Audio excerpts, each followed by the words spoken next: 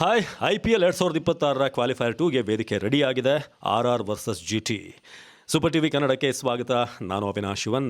ಇವತ್ತಿನ ವಿಡಿಯೋದಲ್ಲಿ RR ಹಾಗೆ GTಯ ಪ್ಲಸ್ ಮತ್ತು ಮೈನಸ್, ಯಾರು RCB ಜೊತೆಗೆ ಫೈನಲಿಗೆ ಬರ್ಬೋದು ಇದರ ಬಗ್ಗೆ ಮಾತನಾಡೋಣ. ಜೊತೆಗೆ ನ್ಯೂ ಚಂಡೀಗಢನ ವೆದರ್ ಕಂಡೀಷನ್, ಪಿಚ್ ಕಂಡೀಷನ್ ಹೇಗಿದೆ, ಯಾರಿಗೆ ಬೆನಿಫಿಟ್ ಆಗುತ್ತೆ, ಇದೆಲ್ಲದರ ಬಗ್ಗೆ ಕೂಡ ಮಾತನಾಡೋಣ. ಜೊತೆಗೆ ಏನೇನು ವೀಕ್ನೆಸ್ಗಳನ್ನು ಟಾರ್ಗೆಟ್ ಮಾಡ್ಬೋದು RR GT ಮೇಲೆ, GTಯ ವೀಕ್ನೆಸ್ಸನ್ನು RR ಹೇಗೆ ಎಕ್ಸ್ಪ್ಲಾಯ್ಟ್ ಮಾಡ್ಬೋದು ಇದ್ರ ಬಗ್ಗೆ ಕೂಡ ಮಾತನಾಡೋಣ.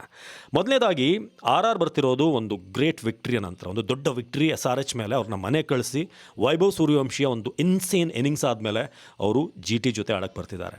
GT ಇನ್ನೊಂದು ಕಡೆ RCB ಜೊತೆ ಸೋತು ಈಗ ಆ ಸೋಲಿನ ಗಾಯದ ಜೊತೆಗೆ, ಆ ನೋವಿನ ಜೊತೆಗೆ ಬರ್ತಾ ಇದೆ. ಗೆಲ್ಲೇಬೇಕು ಅನ್ನೋ ಒಂದು ಹಠ ಇರುತ್ತೆ. ಇಲ್ಲಿ ಎರಡು ವಿಚಾರ, ಒಂದು ಗೆದ್ದಿರುವಂಥ ಅಮಲು, ಇನ್ನೊಂದು ಕಡೆ ಸೋತಿರುವಂಥ ಹತಾಶೆ, ಆ ನೋವು, ಆ ಕಿಚ್ಚು. ಯಾವುದು ವರ್ಕೌಟ್ ಆಗುತ್ತೆ ಅದು ಈಗ ಸದ್ಯಕ್ಕಿರುವಂಥ ಪ್ರಶ್ನೆ. ಇನ್ನೊಂದು ಕಡೆ ಲೀಗ್ ಸ್ಟೇಜ್ ಅಂತ ನಾವು ನೋಡಿದಾಗ ಒಂದು ಸಲ GT ಗೆದ್ದಿದೆ, ಒಂದು ಸಲ RR ಗೆದ್ದಿದೆ. 2 ಮ್ಯಾಚ್ ಆಡಿದ್ದಾರೆ ಇಬ್ಬರು ಕೂಡ. ಒಂದರಲ್ಲಿ 1-1 ಇದೆ. ಈಗ ಇಲ್ಲಿ ಫೈಸ್ಲಾ ಆಗಬೇಕು ಯಾರು 2-1 ಆಗ್ತಾರೆ ಅಂತ. ವೆದರ್ ಕಂಡೀಷನ್ ಬಗ್ಗೆ ಮಾತನಾಡೋಣ. ನ್ಯೂ ಚಂಡೀಗಢ ಸ್ಟೇಡಿಯಂ ಈಗಾಗಲೇ ನೀವು ಮ್ಯಾಚ್ ನೋಡಿದ್ದೀರಾ, SRH versus RR. So already conditions ನಿಮಗೆ ಗೊತ್ತಿರ್ಬೋದು. ಬ್ಯಾಟಿಂಗ್ ಪ್ಯಾರಡೈಸ್ ಇದು. ಈಗಾಗಲೇ RR ಅಲ್ಲಿ ಆಡಿರೋದ್ರಿಂದ GTಗಿಂತ ಸ್ವಲ್ಪ ಒಂದು ಹೆಜ್ಜೆ ಮುಂದಿರ್ತಾರೆ ಅವರು. ಆ ಕಂಡೀಷನ್ಸ್ ನಮಗೆ ಗೊತ್ತು ಹೇಗೆ ಆಡಬೇಕು ಅಂತ.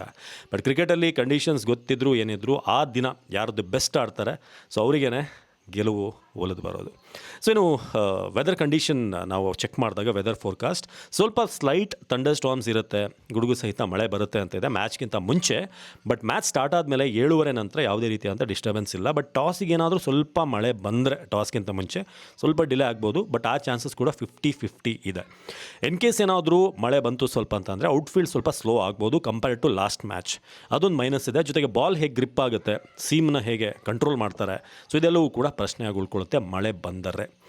ಇದು ನಂಬರ್ 1. ಅದನ್ನು ಬಿಟ್ಟರೆ ಕಂಪ್ಲೀಟ್ 40 ಓವರ್ಸ್ ಗೇಮ್ ಆಗುತ್ತೆ ನ್ಯೂ ಚಂಡೀಗಢಲ್ಲಿ ಅಂತಿದೆ. ಹ್ಯುಮಿಡಿಟಿ ಇರುತ್ತೆ ಸೆಕೆಂಡ್ ಹಾಫಲ್ಲಿ. ಮೇ ಬಿ ಅದು ಬೌಲರ್ಗಳಿಗೆ ಡ್ಯೂ ಫ್ಯಾಕ್ಟರ್ ಇರೋದ್ರಿಂದ ಹ್ಯುಮಿಡಿಟಿ ಇದ್ದಾಗ ಡ್ಯೂ ಹೆಚ್ಚಿರುತ್ತೆ. ಗ್ರಿಪ್ ಮಾಡೋಕ್ಕೆ ಹೇಗೆ ಪ್ರಾಬ್ಲಮ್ ಆಗ್ಬೋದು, ಚಾಲೆಂಜ್ ಆಗ್ಬೋದು. ಸೊ ಇದೇ ಕಾರಣಕ್ಕೆ ಟಾಸ್ ಗೆದ್ದಂಥ ಟೀಮ್ ಈ ಒಂದು ಸ್ಟೇಡಿಯಮಲ್ಲಿ ಕಣ್ಣು ಮುಚ್ಕೊಂಡು ಚೇಸಿಂಗ್ ತೊಗೊಳ್ತಾರೆ. ಸೊ ಇದು ನಂಬರ್ 1. ಇನ್ನು ಪಿಚ್ ಕಂಡೀಷನ್ ಬಗ್ಗೆ ಹೇಳೋದಾದರೆ ಇದು ಬೌನ್ಸಿಗೆ ಅಸಿಸ್ಟ್ ಮಾಡುವಂಥ ಪಿಚ್ಚೇನೆ. ಬೌಲರ್ಗಳಿಗೆ ಇನಿಷಿಯಲಿ ಒಂದು 2-3 ಓವರ್ ಒಳ್ಳೆ ಮೂಮೆಂಟ್ ಸಿಗುತ್ತೆ.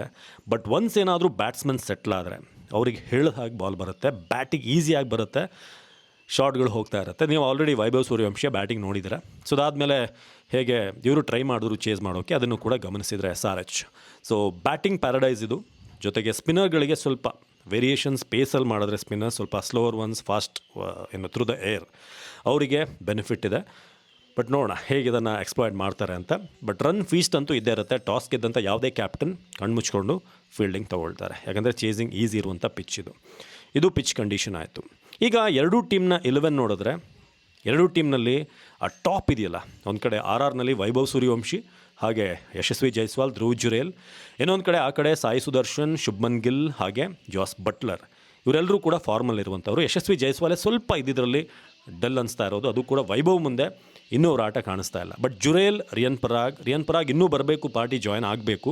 But Jurel is in golden form.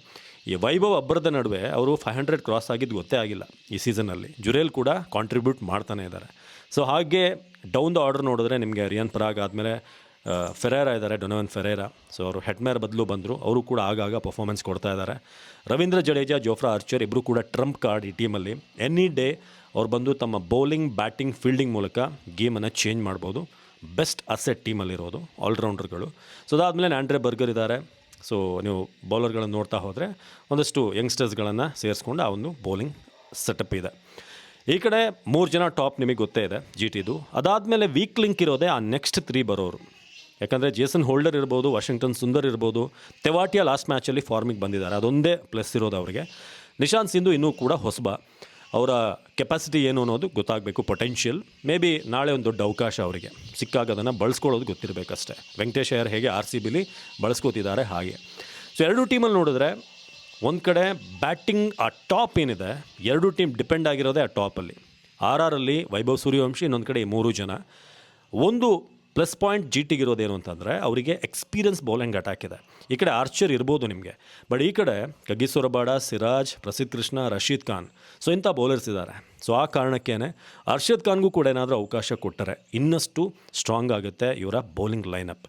So bowling ವಿಚಾರಕ್ಕೆ ಬಂದಾಗ GT are more powerful than RR. ಇನ್ನು RRದು ಸ್ಟ್ರೆಂತ್ ಏನು ಅಂತಂದರೆ ಅವರ ಓಪನಿಂಗ್ ಏನಾದರೂ ವೈಭವ್ ಸೂರ್ಯವಂಶಿ ಅನ್ನೋ ಒಂದು ಫ್ಯೂಸನ್ನು ಕಿತ್ತರೆ GT ಇನಿಷಿಯಲಿ ಪವರ್ ಪ್ಲೇ ಒಳಗಡೆನೆ ತುಂಬ ಡ್ಯಾಮೇಜ್ ಮಾಡೋದ್ರ ಒಳಗೆ ಆರಾಮಾಗಿ RR ಕೈಗೆ ಈ ಒಂದು ಮ್ಯಾಚ್ ಬರುತ್ತೆ, ಅಥವಾ GT ಕೈಗೆ ಮ್ಯಾಚ್ ಬರುತ್ತೆ. ಮೇ ಬಿ ಸಿರಾಜ್ ಇದನ್ನು ಟಾರ್ಗೆಟ್ ಮಾಡ್ಬೋದು. ಲಾಸ್ಟ್ ಟೈಮ್ ಅವರು ಸಕ್ಸಸ್ಫುಲ್ ಆಗಿದ್ದರು. ಆಶೀಶ್ ನೆಹ್ರಾ ಒಂದು ಮಾರ್ಕ್ ಇದ್ರ ತೋರಿಸಿದ್ರು, ತಲೆ ಅಲ್ಲಿಗೆ ಹಾಕು ಅಂತ. ಕರೆಕ್ಟಾಗಿ ಬೌನ್ಸ್ ಹಾಕಿದ್ರು, ಅದನ್ನು ಪುಲ್ ಮಾಡೋಕ್ಕೆ ಹೋಗಿ ಅಥವಾ ಹುಕ್ ಮಾಡೋಕ್ಕೆ ಹೋಗಿ ಸೀದಾ ಕ್ಯಾಚ್ಗೆ ಹೋಗುತ್ತೆ.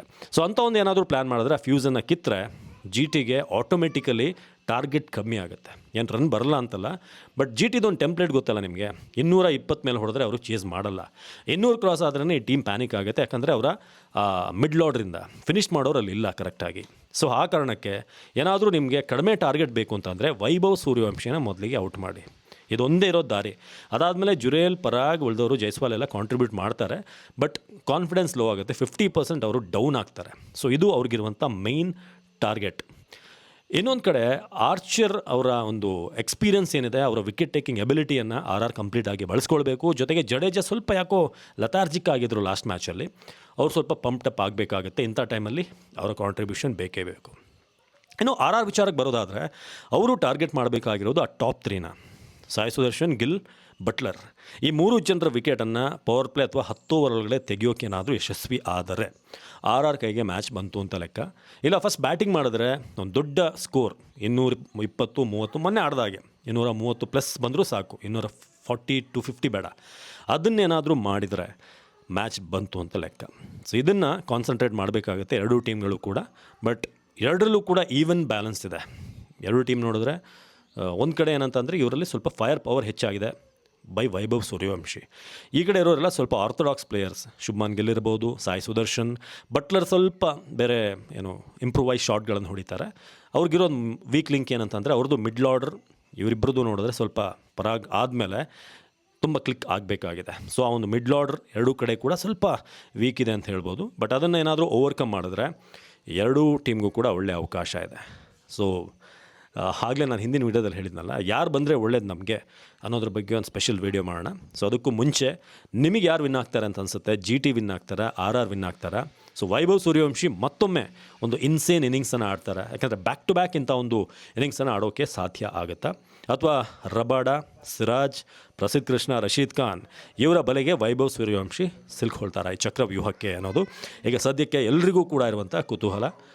ಆಲ್ಮೋಸ್ಟ್ ಲಾಸ್ಟ್ ಬಟ್ ಒನ್ ಮ್ಯಾಚಿಗೆ ನಾವು ಬಂದಿದ್ದೀವಿ. ಸೊ ಅದಾದಮೇಲೆ ಫೈನಲ್ಸ್.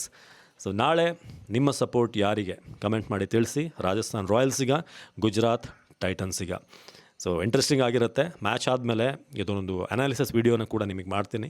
ಸೊ ಅದ್ರಲ್ಲಿ ಮಾತನಾಡೋಣ ಹೇಗೋಯ್ತು, ಏನಾಗುತ್ತೆ ಅಂತ.